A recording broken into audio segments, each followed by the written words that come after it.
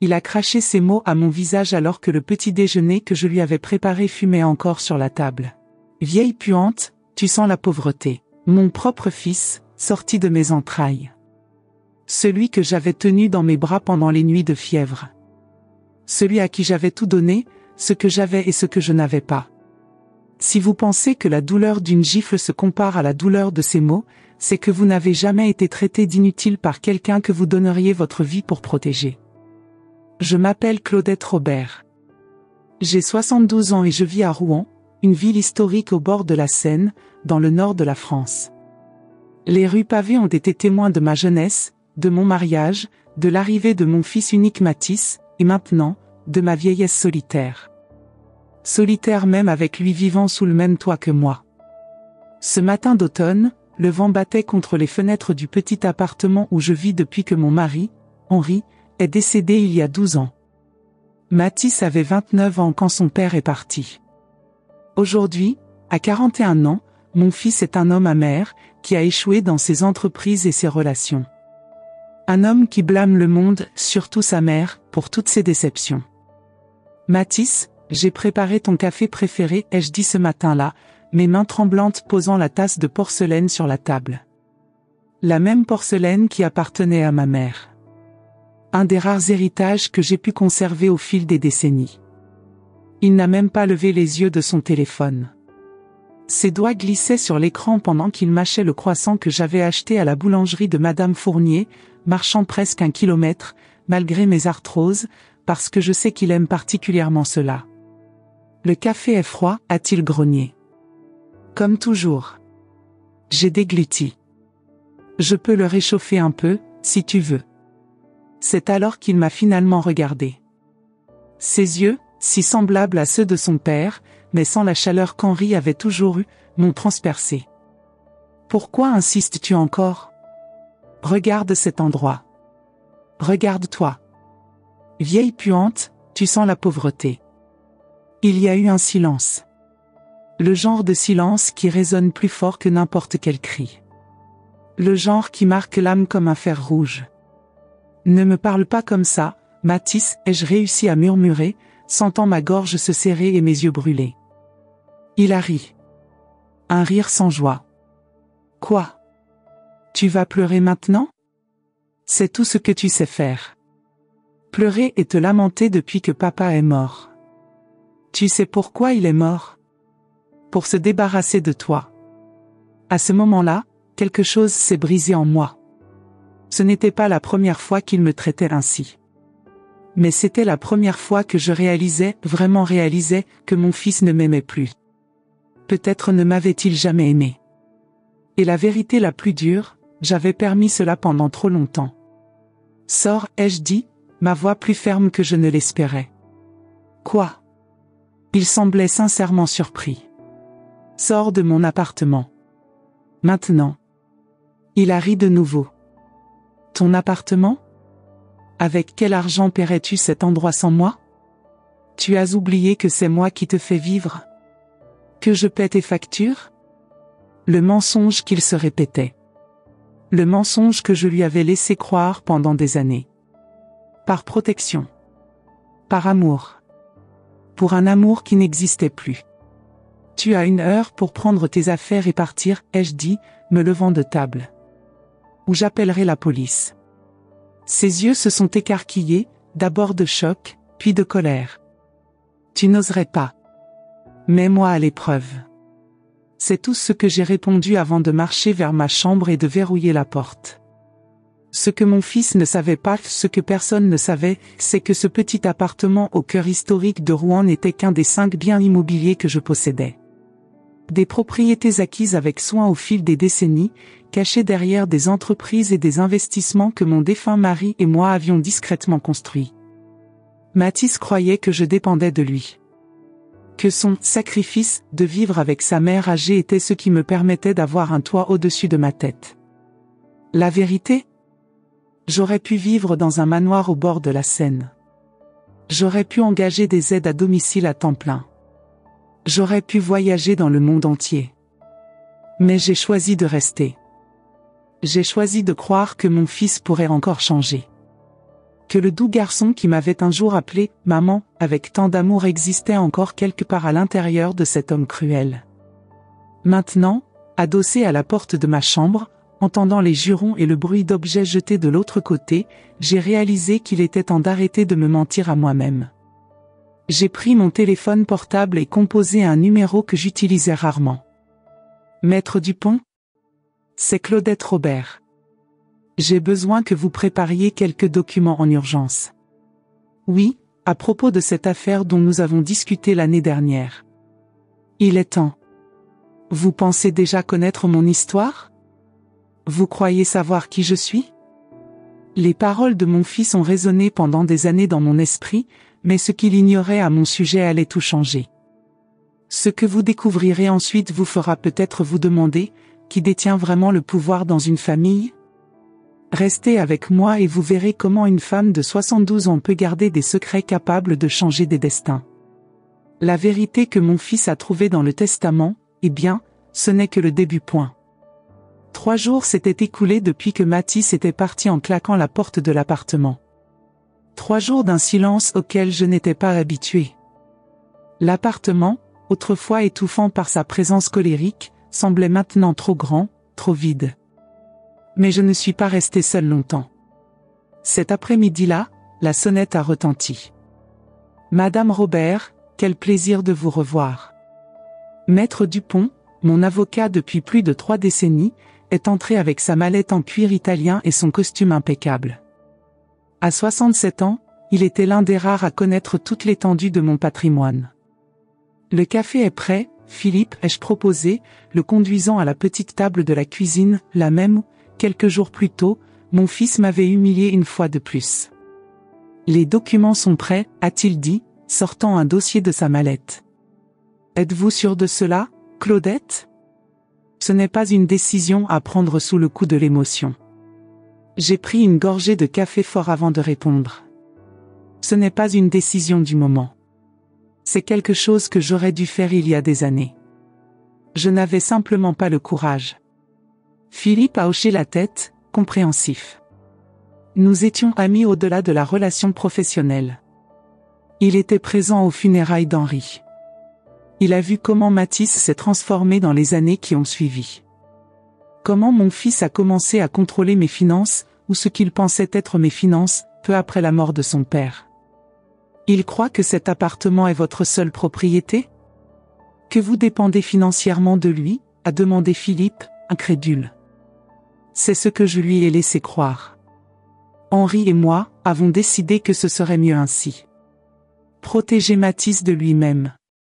Mais il vous maltraite depuis des années, Claudette. J'ai regardé par la fenêtre. La cathédrale de Rouen se dressait majestueusement contre le ciel gris d'automne. Combien de fois y avais-je prié, demandant conseil, demandant des forces ? Henri a toujours été très intelligent avec les investissements et j'expliquais. Quand nous nous sommes rencontrés, je travaillais comme agent immobilier. Lui, comme ingénieur. Nous avons commencé à investir chaque centime que nous pouvions. D'abord un petit appartement à louer. Puis un autre. Un petit immeuble commercial. Avec le temps, nous avons constitué un patrimoine considérable. Que vous avez gardé secret pour votre propre fils. J'ai soupiré. Quand Mathis avait 19 ans, il a demandé de l'argent. Une somme considérable pour une affaire garantie, comme il disait. Henri voulait lui donner, il croyait au potentiel de son fils. J'ai insisté pour que nous ne lui prêtions que la moitié de ce qu'il demandait. Pour qu'il apprenne la responsabilité. Et que s'est-il passé ? Il a tout perdu en moins de 6 mois. Jeu d'argent. Nous l'avons découvert par hasard. Quand il a été confronté, au lieu d'admettre son erreur, il est devenu furieux. Il a dit que nous étions mesquins, que nous ne croyions pas en lui, que si nous lui avions donné la somme totale, il aurait réussi. Philippe a lentement hoché la tête. Et après cela ? Après cela, Henri et moi avons décidé de protéger notre patrimoine. Pas de Mathis, mais pour Mathis. Nous croyions qu'un jour il mûrirait. Qu'il comprendrait la valeur du travail, de la persévérance. qu'il deviendrait responsable. Mais cela ne s'est jamais produit. J'ai secoué la tête, sentant le poids des larmes non versées. Non. Et quand Henri est décédé, j'ai maintenu le mensonge. J'ai laissé Mathis croire que la petite pension que je reçois était mon seul revenu. Que j'avais besoin de lui pour survivre. Pourquoi? La question que je me suis posée des milliers de fois. Parce que j'avais de l'espoir, Philippe. L'espoir que prendre soin de sa mère, nécessiteuse, éveillerait quelque chose de bon en lui. Que la responsabilité le transformerait en l'homme dont Henri rêvait qu'il devienne. Philippe a pris ma main ridée entre les siennes. Et maintenant? Maintenant c'est fini. J'ai permis cela trop longtemps. Le manque de respect. Les abus verbaux. Les petites cruautés quotidiennes. J'ai fait semblant de ne pas remarquer quand de l'argent disparaissait de mon portefeuille. Quand il vendait des objets de la maison. Tout pour maintenir mon illusion qu'un jour, ma voix affaiblie. Philippe a attendu patiemment que je me ressaisisse. Un jour, il comprendrait que l'amour n'est pas une obligation. Que la famille n'est pas un fardeau. Que je méritais le respect non pas parce que je suis sa mère, mais parce que je suis un être humain. J'ai pris le stylo que Philippe m'offrait et j'ai signé les documents un par un. Modification du testament. Transfert de propriété. Nouveau bénéficiaire. Êtes-vous sûr de ne pas vouloir tout lui révéler maintenant? Le choc pourrait être éducatif, a suggéré Philippe, avec une légère note d'ironie. J'ai secoué la tête. Non. Certaines leçons ne viennent qu'avec le temps. Et certaines, malheureusement, ne viennent que trop tard. Quand Philippe est parti, je suis restée assise seule dans la cuisine pendant longtemps. Le soleil commençait à se coucher, lançant des rayons dorés à travers la fenêtre. J'ai pris mon téléphone portable et composé un numéro que je n'avais pas utilisé depuis des années. Allô, Sophie? C'est Claudette. Ta tante Claudette? Oui, ça fait longtemps. Écoute, ma chérie, je pensais, toi et ton mari cherchez-vous toujours un endroit pour ouvrir ce café dont tu m'as parlé à Noël dernier? De l'autre côté de la ligne, ma nièce, fille de ma sœur cadette qui vit à Marseille, a presque crié d'émotion quand j'ai mentionné l'immeuble commercial près de la place principale de Rouen. Un espace parfait pour le rêve qu'elle et son mari caressaient depuis des années. Non, ce n'est pas un prêt, ma chérie. Je transfère la propriété à votre nom. Considérez cela comme un cadeau anticipé. Non, ne pleure pas, promets-moi simplement que je pourrai y prendre un café chaque fois que je le voudrais, avec droit à un croissant supplémentaire. En raccrochant, j'ai ressenti quelque chose que je n'avais pas ressenti depuis longtemps, la paix. Ce n'était pas la vengeance que je cherchais. C'était la justice. C'était redistribuer ce que j'avais construit avec tant d'efforts à ceux qui l'apprécieraient vraiment. À ceux qui comprendraient que la vraie valeur ne réside pas dans les propriétés ou les comptes bancaires, mais dans le respect, le travail honnête, l'amour authentique. Le testament était modifié. Le destin, scellé. Il ne restait plus qu'autant de faire son œuvre. Une semaine plus tard, je prenais le thé dans la petite pâtisserie de Madame Fournier quand la clochette de la porte annonça l'entrée de quelqu'un. J'ai levé les yeux et il était là, Mathis. Plus mince, mal rasé, avec des cernes profonds. Nos regards se sont croisés. Pendant un moment, j'ai pensé qu'il ferait demi-tour et sortirait. Mais, à ma surprise, il s'est dirigé vers ma table. « Puis-je m'asseoir » a-t-il demandé, la voix plus basse que d'habitude. J'ai fait un geste affirmatif de la tête. Madame Fournier, qui connaissait notre histoire à moitié, la moitié que tout Rouen connaissait, la pauvre veuve Claudette et son fils problématique, nous a regardés d'un air inquiet. J'ai souri pour la rassurer. « Comment vas-tu » ai-je demandé, gardant une voix neutre. Mathis a haussé les épaules. « Je dors sur le canapé d'un ami. » Ce n'est pas idéal. J'ai pris une gorgée de thé, me donnant le temps de l'étudier. Il semblait vaincu. Moins arrogant. Presque vulnérable. « Je suis venu m'excuser » a-t-il finalement dit, les yeux fixés sur la table. Ce que j'ai dit, était impardonnable. J'ai laissé le silence s'étendre entre nous. Non par cruauté, mais parce que je voulais être sûr que ses paroles étaient sincères. Pourquoi maintenant, Mathis? Après des années à me traiter comme un fardeau, comme quelqu'un de jetable, pourquoi s'excuser maintenant? Il a passé sa main dans ses cheveux, un geste qui me rappelait tellement Henri que j'ai senti une douleur au cœur. Parce que j'ai réalisé que je pouvais te perdre pour de bon. La réponse m'a prise au dépourvu. Pas par la constatation évidente, mais par l'honnêteté crue dans sa voix. Tu m'as déjà perdu depuis longtemps, mon fils. Pas physiquement, mais émotionnellement. Chaque mot dur, chaque regard de mépris, chaque mensonge, de petits enterrements de l'amour que nous avions autrefois. Ses yeux se sont remplis de larmes. C'était rare de voir Mathis pleurer. La dernière fois, c'était aux funérailles de son père. Je sais que j'ai tout gâché, a-t-il admis. Après la mort de papa, je me suis perdu. J'ai senti que je devais prendre le contrôle. Être l'homme de la maison. Mais je ne savais pas comment.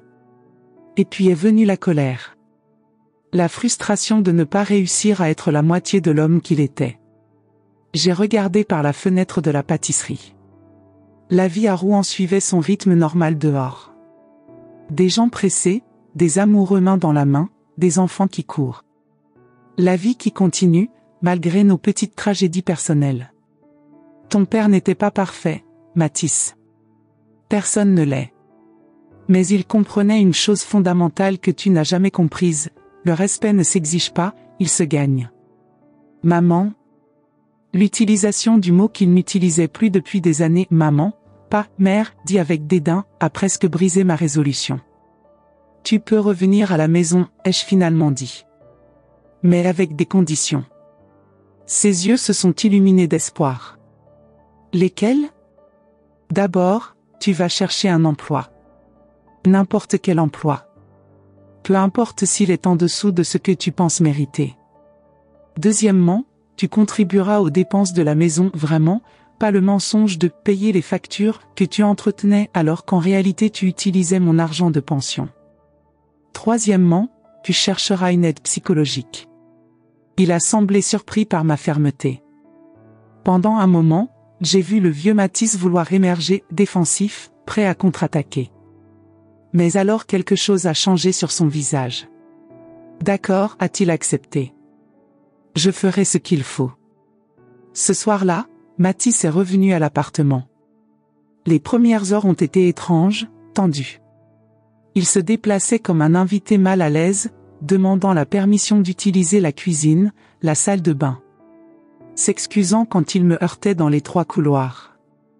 Pendant que je préparais le dîner, un simple ratatouille, recette de ma grand-mère, j'observais Mathis assis à table, manipulant son téléphone. Mais, contrairement aux autres fois, il n'était pas absorbé par des jeux ou des réseaux sociaux. Il cherchait du travail. Il y a un poste à la librairie près de la cathédrale, a-t-il commenté. Ça ne paie pas beaucoup, mais... Honoré Boucher en est-il toujours le propriétaire, ai-je demandé, coupant des aubergines. Oui, pourquoi? C'était un ami de ton père. Un homme juste. Mathis a hoché la tête, retournant à son téléphone. J'ai serré là-bas en premier, alors. Pendant le dîner, nous avons mangé en silence, mais ce n'était pas le silence lourd d'avant. C'était plus contemplatif. Comme si nous recalculions tous les deux des itinéraires, réévaluions des terrains. Maman, a-t-il dit, quand nous avons fini de manger. Il y a quelque chose que je dois te dire. Le ton sérieux m'a alarmé. Qu'est-ce que c'est? J'ai une dette. Une grosse dette. Je n'ai pas été surprise. D'une certaine façon, j'avais toujours su qu'il y avait quelque chose comme ça. Combien? Il a mentionné une somme qui, pour la plupart des gens, serait dévastatrice. Pour moi, avec mon patrimoine caché, c'était gérable. Mais Mathis ne le savait pas. Pour lui, cette dette était un gouffre. Comment est-ce arrivé, ai-je demandé, gardant une voix calme. Des paris. J'ai commencé quand papa est mort. Petit au début. Puis plus important. Je pensais que je pourrais récupérer ce que je perdais. C'est un cercle vicieux. C'est pour ça que tu prenais de l'argent dans mon portefeuille? C'est pour ça que tu vendais des choses de la maison? Il a baissé la tête, honteux. Oui. Et, il y a plus. J'ai emprunté en utilisant cet appartement comme garantie. Mon cœur s'est accéléré. Pas pour le danger réel, je pourrais payer la dette sans difficulté, mais pour l'audace, la trahison. Comment? L'appartement est à mon nom. J'ai falsifié ta signature. Le créancier n'a pas vérifié correctement. J'étais désespéré. Le silence qui a suivi était assourdissant. Mathis gardait la tête baissée, incapable de me regarder en face. Qui est le créancier? Ai-je finalement demandé. Un homme appelé Laurent Mercier. J'ai immédiatement reconnu le nom. Laurent Mercier, un usurier connu dans certains cercles de Rouen. Un homme dangereux. Tu as une semaine pour payer, Will. Will quoi, Mathis? Will prend l'appartement. Et si ce n'est pas suffisant, eh bien, il a d'autres méthodes. Je me suis levé de table et suis allé à la fenêtre. La nuit était complètement tombée sur Rouen. Les lumières de la ville scintillaient comme des étoiles terrestres. Demain matin, nous irons à la banque, ai-je dit, sans me retourner. Je vais te donner l'argent pour payer cette dette.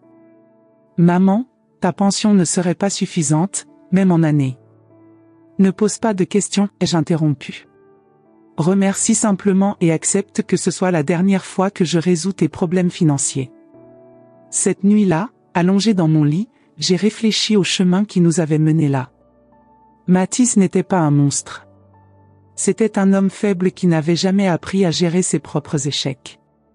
Un homme qui, comme tant d'autres, avait trouvé dans la cruauté une façon de masquer sa propre impuissance. Demain, je paierai sa dette. Mais je ne révélerai pas encore l'étendue de ma fortune. Certaines vérités doivent être dosées. Certaines leçons doivent être apprises lentement. Ma décision était prise, Mathis aurait une dernière chance. Une vraie chance de se racheter, de grandir, non pas pour l'argent qu'il pourrait hériter, mais pour la personne qu'il pourrait devenir. Et s'il échouait à nouveau? Eh bien, le testament était déjà modifié. Et Sophie, ma nièce, planifiait déjà la décoration de son futur café. 3 mois s'étaient écoulés depuis cette nuit de confession. L'hiver était arrivé à Rouen, couvrant la ville d'un manteau blanc qui adoucissait même les arêtes les plus dures de l'architecture médiévale.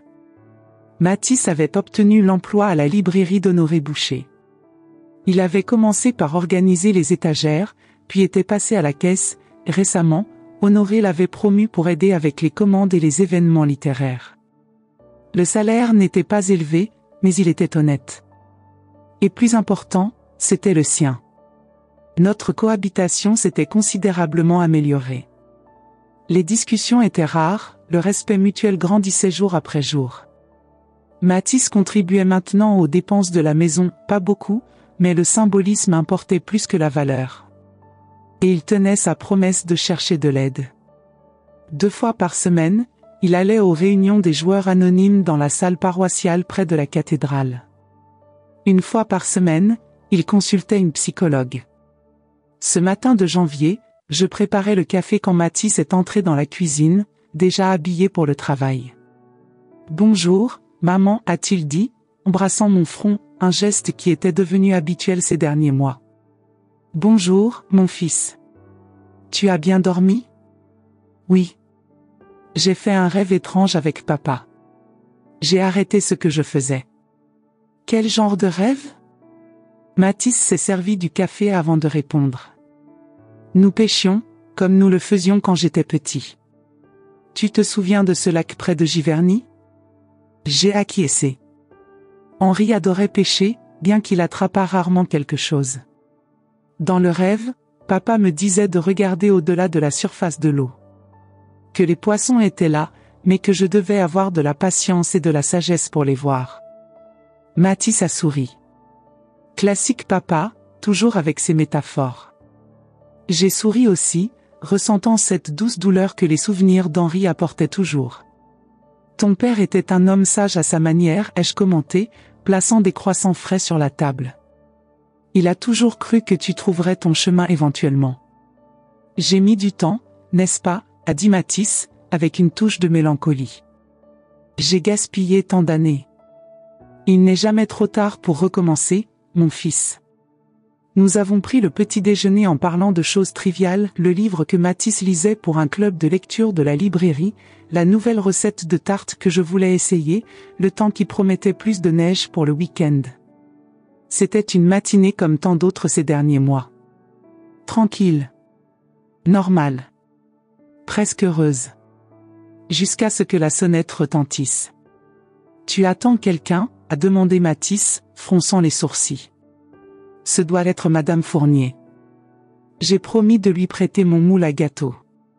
Je me suis levé pour répondre, mais quand j'ai ouvert la porte, ce n'était pas la voisine qui était là. C'était Philippe Dupont, mon avocat, avec une expression grave sur le visage. « Claudette, nous devons parler de toute urgence », a-t-il dit, entrant sans attendre d'invitation. Il s'est arrêté en voyant Mathis dans la cuisine. « Ah. Il est ici. » Philippe, ai-je salué, essayant de cacher ma surprise.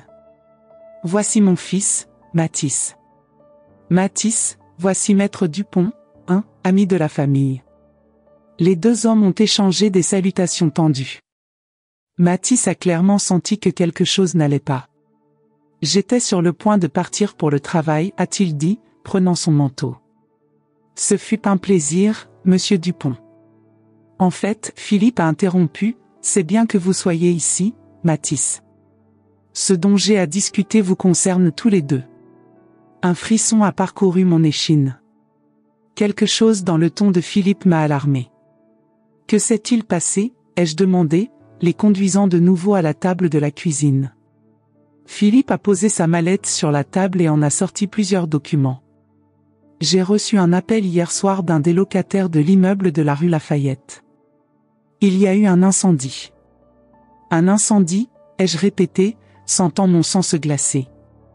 L'immeuble de la rue Lafayette était l'un de mes plus grands investissements, un bâtiment art nouveau avec 8 appartements et 2 boutiques au rez-de-chaussée. Oui. Il a commencé dans l'une des boutiques, apparemment un court-circuit. Les pompiers ont réussi à le contrôler avant qu'il ne se propage trop, mais il y a des dommages considérables au premier étage. Mon Dieu! Quelqu'un a-t-il été blessé? Heureusement non. Mais il y a un autre problème. Philippe a regardé significativement Mathis. L'assureur remet en question la couverture parce qu'il y a eu une tentative récente de modifier la police. Une tentative frauduleuse. Mathis, qui était resté debout, s'est appuyé contre le comptoir de la cuisine. Je ne comprends pas. Quel immeuble rue Lafayette? Maman ne possède aucun immeuble. Le moment était venu.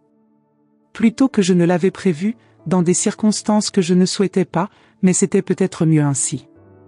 Assieds-toi, Mathis, ai-je demandé. Il y a quelque chose que tu dois savoir. Dans les 30 minutes qui ont suivi, avec l'aide de Philippe, j'ai tout expliqué à mon fils. Les investissements qu'Henri et moi avions faits au fil des ans. Les 5 propriétés à Rouen et aux alentours. Les comptes dans des banques suisses et luxembourgeoises. La fortune que j'avais gardée cachée pendant si longtemps. Le visage de Mathis est passé de la confusion à l'incrédulité, puis à quelque chose de plus complexe, un mélange de honte, de colère, et finalement, de compréhension.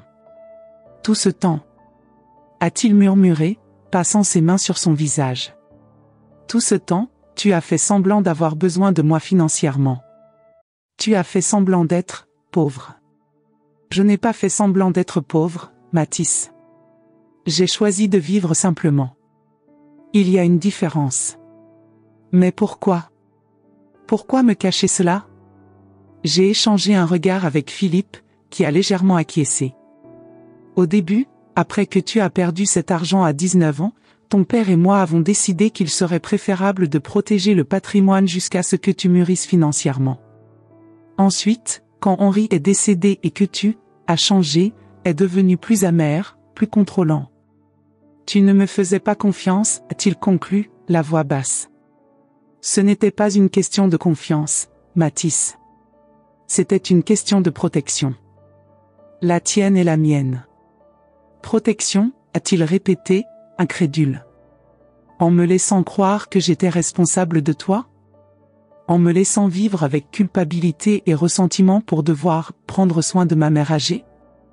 Tu as choisi le ressentiment, mon fils.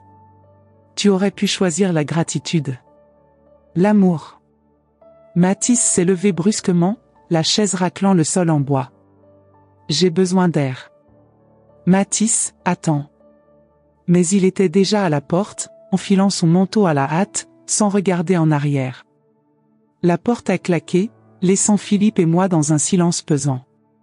Ça ne s'est pas passé comme prévu, a commenté Philippe, rangeant les documents. Rien dans ma relation avec Mathis ne se passe comme prévu, ai-je répondu, sentant une profonde fatigue s'installer dans mes os. Que vas-tu faire à propos de l'immeuble, a demandé Philippe, revenant au sujet initial. Je vais aller voir l'assureur personnellement. Je veux comprendre cette histoire de tentative frauduleuse de modification de la police. Philippe a hésité.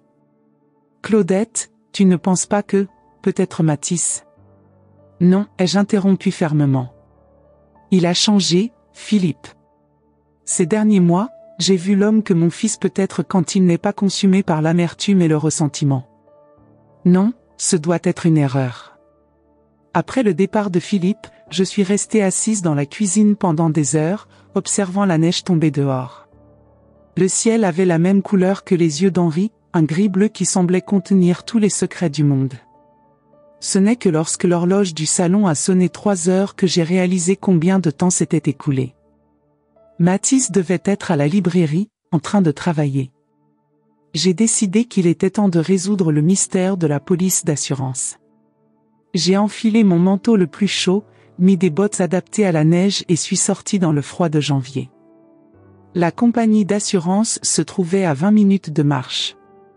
L'exercice me ferait du bien, aiderait à éclaircir mon esprit. Les rues de Rouen étaient magnifiques sous la neige, comme une carte postale vivante. Je suis passé devant la cathédrale, imposante contre le ciel gris, ses vitraux colorés contrastant avec la monotonie de l'hiver. Je suis passé devant le gros horloge, la grande horloge médiévale qui marquait les heures dans la ville depuis des siècles. Je suis passé devant tant de lieux chargés de souvenirs, Henri et moi jeunes et amoureux, Mathis petit, courant devant nous, nous trois comme une famille que je croyais incassable. Quand je suis arrivé chez l'assureur, j'ai été accueilli par un jeune agent qui, en entendant mon nom, a immédiatement appelé son superviseur. J'ai été conduite dans une salle privée, où une femme d'âge moyen m'attendait avec un dossier de documents. Madame Robert, je suis Sylvie Moreau, responsable des sinistres. Merci d'être venue personnellement. Je veux comprendre ce qui se passe avec ma propriété de la rue Lafayette, suis-je allé droit au but? Oui, une situation regrettable. L'incendie a causé des dommages structurels importants, mais comme je l'ai mentionné à votre avocat, il y a un problème avec votre police. Quel problème exactement? Elle a ouvert le dossier et sorti quelques papiers. Il y a 3 semaines, nous avons reçu une demande de modification du bénéficiaire en cas de sinistre. La demande était accompagnée d'une procuration et de votre signature. Ou ce qui semblait être votre signature. Mon cœur s'est accéléré. Et qui serait le nouveau bénéficiaire? Un certain monsieur Laurent Mercier. Le nom est tombé comme une pierre dans mon estomac. Laurent Mercier, l'usurier à qui Mathis devait de l'argent. L'homme dont j'avais payé la dette 3 mois plus tôt. Il y a eu quelque chose qui a attiré notre attention, a poursuivi Sylvie. La procuration semblait authentique, mais la signature, notre département des fraudes a remarqué des incohérences. Nous avons contacté le bureau de votre avocat pour vérifier, et c'est alors que nous avons découvert que vous n'aviez pas autorisé un tel changement. Et l'incendie s'est produit peu après. Sylvie a gravement acquiescé. Trop de coïncidences à notre goût. La police enquête déjà sur la possibilité d'un incendie criminel. Je suis sorti de chez l'assureur la tête qui tournait. Les pièces s'assemblaient d'une manière que je ne voulais pas accepter. Mathis avait payé sa dette à Laurent Mercier, avec l'argent que je lui avais donné. Mais et si la dette était plus importante qu'il ne l'avait admis? Et si l'accord impliquait plus que de l'argent? Ou pire, et s'il n'y avait pas de dette du tout? Et si Mathis et Laurent conspiraient ensemble, depuis le début? Je voulais croire au changement de mon fils. Ces derniers mois, il semblait enfin être sur la bonne voie. Mais maintenant, des doutes sombres s'infiltraient dans mon esprit comme le brouillard froid qui commençait à couvrir les rues de Rouen. Au lieu de rentrer à la maison, j'ai dirigé mes pas vers la librairie d'Honoré Boucher. J'avais besoin de voir Mathis. De le regarder dans les yeux pendant que je l'interrogerais sur Laurent Mercier. La librairie était un endroit accueillant, avec des étagères en bois foncé du sol au plafond et l'odeur réconfortante du papier ancien et du café frais. Une petite clochette a tinté quand j'ai ouvert la porte. Honoré, un homme corpulent avec une barbe blanche et des lunettes à monture épaisse, était derrière le comptoir. Il a souri en me voyant. « Claudette ! Quel plaisir inattendu !»« Bonjour, Honoré. Je suis venu voir Mathis. » Le sourire d'Honoré a vacillé. « Mathis ? Il n'est pas venu travailler aujourd'hui. Il a appelé en disant qu'il était malade. » J'ai senti mon sang se glacer. « Je comprends. Merci, Honoré. Tout va bien, Claudette ? Tu sembles pâle. » Juste le froid, ai-je menti. « Prends soin de toi, Honoré. » Je suis sorti de la librairie d'un pas pressé. La nuit commençait à tomber, les lumières de la ville s'allumant une à une. Le brouillard s'était intensifié, enveloppant Rouen dans une étreinte fantomatique. J'étais à mi-chemin de la maison quand mon téléphone a sonné. C'était un numéro inconnu. « Allô ? Madame Robert ?» Une voix masculine, grave et rauque. « J'ai quelque chose qui vous appartient. » « Qui est-ce ? » ?»« Laurent Mercier. Et votre fils est avec moi. » Le monde semblait s'arrêter. « Que voulez-vous ? » ?»« Une conversation. En personne. Venez à l'entrepôt abandonné dans la zone portuaire. Vous savez lequel. Venez seul. Si vous faites du mal à mon fils. Madame, je crois qu'il y a eu un malentendu. Votre fils n'est pas ma victime. C'est mon associé. L'appel a été terminé, me laissant debout sur le trottoir couvert de neige, tremblant non de froid, mais d'une terrible réalisation. L'entrepôt abandonné. Je le connaissais bien. C'était l'une des propriétés qu'Henri et moi avions envisagé d'acheter des années auparavant, avant d'abandonner en raison des complications juridiques avec la mairie. J'ai appelé un taxi. Pendant le trajet, j'ai essayé plusieurs fois d'appeler Philippe, mais je tombais toujours sur sa messagerie vocale. J'ai laissé un message expliquant la situation, donnant l'adresse de l'entrepôt et lui demandant d'appeler la police s'il n'avait pas de mes nouvelles dans 1 heure. Le taxi m'a déposé à un pâté de maison du lieu. J'ai continué à pied, la neige tombant maintenant plus intensément, effaçant mes pas dès qu'ils étaient faits. L'entrepôt était une structure immense et décrépite au bord de la Seine. C'était une usine textile au XIXe siècle, puis un entrepôt, et maintenant il était abandonné depuis des décennies, attendant une revitalisation de la zone portuaire qui n'arrivait jamais. Une porte latérale était entr'ouverte. Un piège évident, mais je n'avais pas le choix. L'intérieur était caverneux et glacial. Le peu de lumière qui entrait par les fenêtres sales révélait d'anciennes machines couvertes de bâches, des piles de caisses et des graffitis occasionnels sur les murs écaillés. « Bonjour » ai-je appelé, ma voix résonnant dans l'espace vide. « Ici, maman. » J'ai suivi la voix de Mathis jusqu'à un espace plus ouvert au centre de l'entrepôt. Il était assis sur une chaise, sans lien, sans signe de violence. À ses côtés, un homme grand et mince aux cheveux grisonnants coiffé en arrière fumait une cigarette. « Laurent Mercier, ai-je présumé. »« Bien que vous soyez venu, Madame Robert, » a dit Laurent, sa voix correspondant à celle que j'avais entendue au téléphone.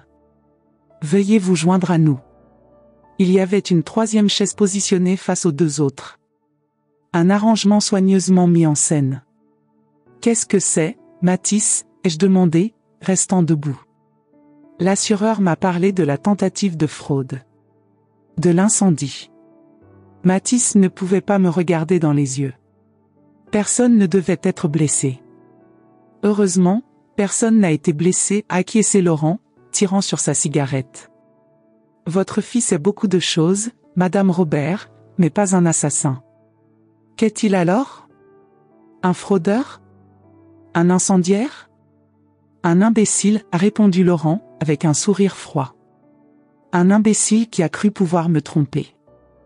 Je ne voulais pas t'impliquer là-dedans, maman, a finalement parlé Mathis, sa voix brisée. Après que tu as payé ma dette, je pensais être libre. Mais Laurent a découvert tes propriétés. Ton argent. Comment, ai-je exigé de savoir? Laurent a ri. Rouen est une petite ville, madame. Les secrets ne restent pas enterrés pour toujours. Surtout quand quelqu'un sait où creuser. Alors tu as forcé mon fils à essayer de frauder ma police d'assurance? À incendier mon immeuble? Forcer est un mot fort, Laurent a haussé les épaules. Disons que j'ai offert une alternative à la casse de genoux. Votre fils me devait toujours de l'argent, vous savez. J'ai regardé Mathis, confuse. Mais j'ai payé ta dette. Toute ta dette. Non, maman, Mathis a admis, sa voix presque un murmure. Tu as payé ce que je t'ai dit que je devais. La vérité est que la dette était beaucoup plus importante. Et après que Laurent a découvert mon argent, vous avez prévu de me voler? Non. Mathis a protesté, me regardant enfin. Je n'ai jamais, le plan était seulement l'assurance. L'immeuble. Rien de plus. Un plan stupide, a commenté Laurent, écrasant sa cigarette sur le sol en béton. Votre fils n'a pas de talent pour le crime, madame. La signature contrefaite était trop amateur. L'incendie, mal planifié. Si j'avais su qu'il était si incompétent, j'aurais choisi une autre méthode de paiement. Et pourquoi m'appeler ici? Pourquoi toute cette mise en scène? Laurent a souri à nouveau, révélant des dents jaunies par le tabac. Parce que, contrairement à votre fils, je suis un homme d'affaires pragmatique. Quand un plan échoue, j'en trouve un autre. Et vous, Madame Robert, avez maintenant une dette à payer. Je ne vous dois rien. Votre fils doit. Et d'après ce que j'ai compris, vous valorisez les liens familiaux. Alors, voici ma proposition, vous me transférez la propriété de la rue Lafayette déjà endommagée de toute façon, et votre cher fils est libéré de ses obligations. Tout le monde y gagne. Et si je refuse? Le sourire de Laurent a disparu. Alors, malheureusement, je devrais recourir à des méthodes plus traditionnelles de recouvrement. Et votre fils n'est pas aussi résistant qu'il le paraît. J'ai regardé Mathis, qui avait à nouveau baissé la tête. Mon fils. Mon fils unique. Le garçon qu'Henri et moi avions aimé dès le premier instant. L'homme qu'il était devenu, faible, corrompu, prêt à trahir sa propre mère. Et pourtant, mon fils. J'aurais besoin d'un avocat pour faire le transfert légal, ai-je finalement dit. Laurent a acquiescé, satisfait. Bien sûr. Tout dans les règles de la loi. J'ai les documents ici même. Il s'est levé et a marché vers une table improvisée avec des caisses, où un dossier attendait. Pendant qu'il cherchait les papiers, je me suis approché de Mathis. Pourquoi, ai-je chuchoté. Après tout, après ces mois où je pensais que tu changeais.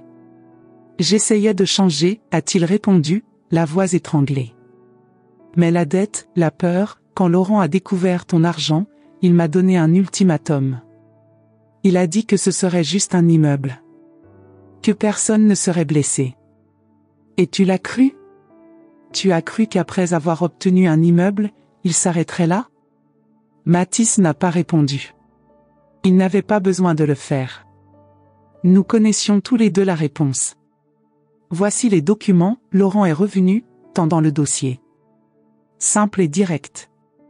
Vous transférez l'immeuble à ma société, je fournis une quittance totale des dettes de votre fils. J'ai pris le dossier, faisant semblant d'examiner les papiers. En réalité, je gagnais du temps. Le bouton d'urgence sur ma montre, un cadeau de Philippe après un cambriolage il y a quelques années, avait déjà été pressé. La police devait être en route. Cela semble en ordre, ai-je commenté, rendant le dossier. Mais avant de signer, j'ai une question pour mon fils. Laurent a haussé les épaules. À votre guise. J'ai regardé directement dans les yeux de Mathis. Après tout cela, penses-tu toujours que je sens la pauvreté? La question l'a pris au dépourvu. J'ai vu la honte, la douleur et le regret traverser son visage. Maman, À ce moment, des sirènes ont retenti au loin, se rapprochant rapidement. Laurent a juré, prenant le dossier. Vous avez appelé la police. Pas exactement, ai-je répondu, gardant mon calme. Ma montre a un bouton d'urgence. Déclenchement automatique. Vous allez le regretter, Laurent a menacé, reculant vers une sortie latérale. La police encercle déjà les lieux, ai-je menti, espérant que c'était vrai. Il n'y a nulle part où fuir. Laurent a hésité, calculant ses chances.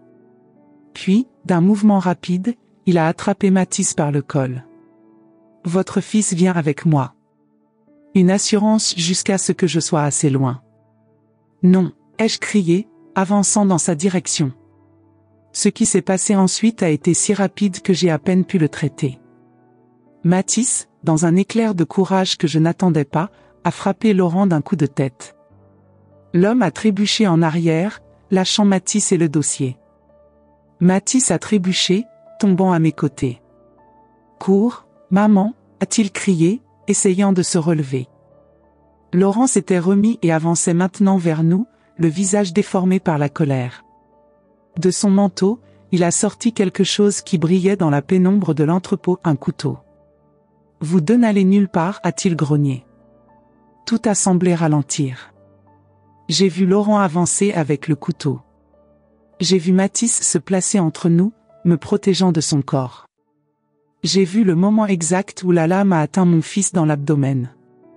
Un cri s'est échappé de ma gorge. Au même instant, la porte principale de l'entrepôt a été enfoncée, et des lumières de lampe de poche ont coupé l'obscurité. Police! Ne bougez plus! Laurent a tenté de fuir, mais a été rapidement encerclé. J'étais déjà agenouillé à côté de Mathis, qui était tombé au sol, une tache sombre s'étendant sur sa chemise. Mathis, non, s'il te plaît, non, ai-je supplié, pressant la blessure avec mes mains tremblantes. Maman, a-t-il murmuré, sa voix faible. Je suis désolé. Pour tout. Ne parle pas, mon fils. Garde tes forces. L'aide arrive déjà. Il a essayé de sourire, mais c'était une grimace de douleur. Tu n'as jamais senti la pauvreté. Tu as toujours été la personne la plus riche que j'ai connue. Chut, ai-je chuchoté, des larmes coulant sur mon visage ridé. Tout ira bien. Les ambulanciers sont arrivés quelques minutes plus tard. Pendant qu'ils travaillaient pour stabiliser Mathis, Philippe est finalement apparu, essoufflé et alarmé. Claudette. J'ai reçu ton message et je suis venu aussi vite que possible avec la police. Mon Dieu, Mathis est. Il va survivre, ai-je affirmé, avec une certitude que je ne ressentais pas, il doit survivre. À l'hôpital, les heures se sont étirées comme des décennies. La chirurgie de Mathis a duré presque 4 heures. Le médecin nous a dit que le couteau avait perforé la rate, mais par chance n'avait pas atteint d'organes vitaux. Il a perdu beaucoup de sang, a expliqué le chirurgien. Mais il est jeune et fort. Avec des soins appropriés, il devrait se rétablir complètement. Philippe est resté à mes côtés pendant toute l'attente. Il a expliqué que la police avait arrêté Laurent Mercier non seulement pour l'agression sur Mathis, mais aussi pour extorsion et pour la tentative de fraude à l'assurance. Les enquêtes sur l'incendie étaient toujours en cours, mais les preuves indiquaient un incendie criminel.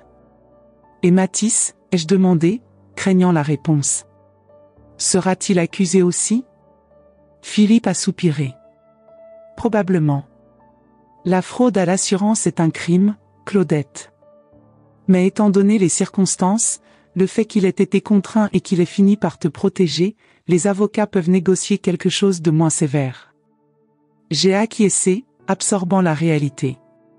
Mon fils ferait face aux conséquences de ses actions. Comme il se devait. 3 jours plus tard, quand Mathis était déjà hors de danger et conscient, je suis entré dans sa chambre d'hôpital. Il était pâle, avec des tubes et des moniteurs connectés à son corps, mais ses yeux étaient clairs quand ils se sont tournés vers moi. « Maman, a-t-il dit, la voix rauque. Tu es venue. » « Bien sûr que je suis venue, ai-je répondu, m'asseyant sur la chaise à côté du lit. « Je suis ta mère. » Il y a eu un lourd silence entre nous. Tant de choses à dire, tant de blessures à guérir. « Je vais aller en prison, n'est-ce pas, a-t-il finalement demandé. Probablement. Mais nous travaillons avec les avocats. Si tu coopères complètement, si tu avoues tout, si tu montres du remords, peut-être pourrons-nous obtenir une peine alternative. Mathis a lentement acquiescé. Je mérite d'aller en prison. Ce que j'ai fait, ce que j'ai prévu de te faire, est impardonnable. Ce n'est pas à moi de juger ce qui est pardonnable ou non, mon fils. Je sais seulement que quand ce couteau venait dans ma direction, tu n'as pas hésité. Tu as choisi de me protéger, même après tout ça. C'était instinctif, a-t-il dit, une larme coulant sur son visage. À ce moment-là, je ne pouvais penser qu'à, pas ma mère. Peu importait à quel point j'avais eu tort, à quel point je t'avais blessé, je ne pouvais pas le laisser te faire du mal. J'ai pris sa main entre les miennes. Peut-être que cet instinct dit quelque chose sur qui tu es vraiment, Mathis. Sur qui tu peux choisir d'être à partir de maintenant. Il a serré ma main en retour, un geste simple, mais chargé de signification. Je ne sais pas si je peux changer, a-t-il admis. Je ne sais pas si je mérite une autre chance. Nous méritons tous une autre chance, mon fils. Même toi. J'ai fait une pause. Surtout toi. 6 mois plus tard, l'été était arrivé à Rouen, transformant la ville grise en un jardin de couleurs et de vie. Mathis, condamné à 2 ans de prison, avait vu sa peine convertie en travail d'intérêt général et liberté conditionnelle, grâce à sa coopération avec la justice et au fait qu'il m'avait protégé, moi, sa victime potentielle. Dans le cadre de sa sentence, il travaillait 4 jours par semaine dans un refuge pour personnes âgées démunies, aidant des gens qui sentaient vraiment la pauvreté, non par choix, mais par circonstance. Les autres jours, il continuait à la librairie d'Honoré, qui avait généreusement maintenu son emploi. Quant à moi, j'ai finalement abandonné les masques et les demi-vérités. J'ai déménagé dans l'une de mes propriétés, une charmante maison de 3 étages avec vue sur la Seine, avec suffisamment d'espace pour recevoir des visites et abriter mes hobbies croissants de jardinage et de peinture. Le Café Sophie, l'entreprise de ma nièce dans l'immeuble que je lui avais donné, était devenu un succès parmi les jeunes de Rouen. J'y passais presque tous les matins pour mon café et mon croissant, fier de voir l'endroit plein de vie et de possibilités. Philippe m'avait aidé à réorganiser mes investissements, créant une fondation pour aider les personnes âgées en situation de vulnérabilité. Une partie significative de ma fortune était déjà dirigée vers cette cause. Et le testament ? Eh bien, je l'ai réécrit à nouveau. Mathis recevrait une partie de l'héritage, pas tout, mais suffisamment pour avoir une vie confortable, à condition qu'il continue sur le chemin de la rédemption. Le reste serait divisé entre la fondation, Sophie et d'autres personnes qui avaient démontré, par des actions et non des paroles, la valeur du respect, du travail honnête et de l'amour authentique. Cet après-midi de juillet, assise dans le jardin de ma nouvelle maison, observant les fleurs que j'avais plantées au printemps, j'ai entendu le portail s'ouvrir. Mathis est entré, portant une petite boîte en bois. « Bonjour, maman », a-t-il salué, embrassant mon front, un rituel qu'il n'a jamais plus abandonné. « Bonjour, mon fils. Comment était le refuge aujourd'hui ? » « Bien. Nous organisons une exposition d'art avec les peintures des personnes âgées. J'ai pensé que tu voudrais peut-être y participer comme mentor. » J'ai souri, imaginant la possibilité. J'aimerais ça. Mathis s'est assis à côté de moi, plaçant la boîte entre nous. J'ai apporté quelque chose pour toi. J'ai ouvert la boîte avec soin. À l'intérieur, une délicate boîte à musique en porcelaine. Je l'ai immédiatement reconnue, elle était identique à celle que ma mère avait, qui s'était cassée lors d'un déménagement des décennies plus tôt. « Où l'as-tu trouvée ?» ai-je demandé, ému. Honoré m'a aidé. Il connaît un antiquaire à Paris. Il a fallu 3 mois pour en trouver une identique. J'ai tourné le petit levier doré et la mélodie douce a rempli l'air, La vie en rose, la chanson préférée de ma mère. Ma chanson préférée. Merci, Mathis, ai-je dit, sentant des larmes aux yeux. Elle est parfaite. Il a pris ma main. Non, maman. Merci à toi. De ne pas avoir renoncé à moi quand il aurait été plus facile de simplement couper tous les liens. De m'avoir donné la chance d'apprendre que le respect ne s'achète pas, et que l'héritage n'est pas seulement ce que nous recevons, mais ce que nous construisons. Assis là, dans le jardin fleuri, avec la musique délicate emplissant l'air, j'ai réalisé que nous avions finalement trouvé quelque chose que tout l'argent du monde ne pourrait acheter, la paix. Une paix construite non sur des illusions ou des mensonges, mais sur des vérités dures et des choix difficiles. Sur le pardon, pas celui accordé facilement, mais celui gagné jour après jour, avec de petits gestes et de grands changements. Mathis avait encore un long chemin à parcourir. Moi aussi. Aucun de nous n'était parfait. Aucun de nous ne le serait jamais. Mais là, à ce moment, nous étions quelque chose que nous n'étions pas depuis longtemps, mère et fils, imparfaits mais vrais, endommagés mais réparables. Et cela, je le réalise maintenant à 72 ans, est le plus grand héritage que nous pourrions partager. Le respect ne s'achète pas, mais la rédemption se gagne un jour à la fois, un geste à la fois, une vérité à la fois. Si vous, comme moi, avez déjà ressenti le poids de paroles cruelles venant de quelqu'un que vous aimez, si vous avez déjà ravalé vos larmes en préparant le petit déjeuner pour quelqu'un qui ne valorise pas votre sacrifice, sachez que vous n'êtes pas seul. J'ai partagé mon histoire non seulement pour me libérer, mais parce que je sais qu'en ce moment même, des milliers de mères et de pères souffrent en silence, croyant qu'ils doivent tout supporter au nom de l'amour. Racontez-moi dans les commentaires, avez-vous vécu quelque chose de similaire ? Que auriez-vous fait à ma place ? Votre expérience pourrait être le phare dont une autre personne a besoin pour trouver du courage. Et s'il vous plaît, abonnez-vous à la chaîne. Chaque abonnement me donne la force de continuer à partager des histoires que beaucoup vivent, mais que peu osent raconter. À 72 ans, j'ai appris que notre plus grande force réside dans notre voix et je veux entendre la vôtre. À la semaine prochaine, avec une nouvelle histoire qui touchera votre cœur. Après tout, il n'est jamais trop tard pour recommencer, ou pour établir des limites avec ceux que nous aimons.